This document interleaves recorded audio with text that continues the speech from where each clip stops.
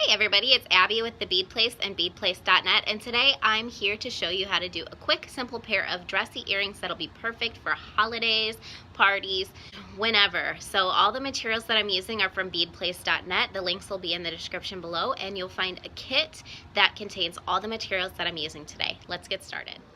All right, here we go. We're gonna take a length of 24 gauge wire, and we are just going to run it through a cut of jewelry tube.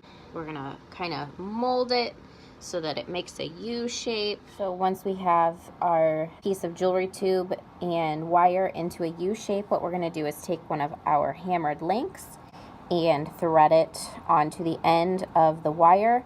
We're gonna use our fingers. Minimal tools for this project. We're just going to use our fingers to wrap the wire around just like this. And now we're going to do the same thing to the other side. Bring it through. Use your finger to wrap the wire around and through to the other side. And we're going to take this wire and start to kind of tighten that little loop by twisting it around. Same goes on this side. Tighten it by twisting it around. And then all we have to do is trim our tails. So we're going to use a flush cutter to trim those tails off.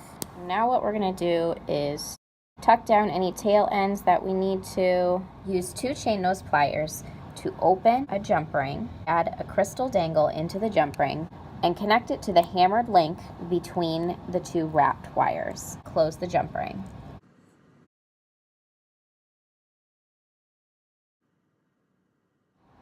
Use your chain nose pliers to again open a jump ring and attach the jump ring into the link.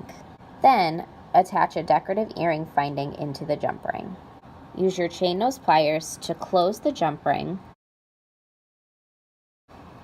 and repeat all the steps to make a second earring. So what do you think? Would you wear these earrings every day, or would you save them for special occasions? Let us know in the comments below.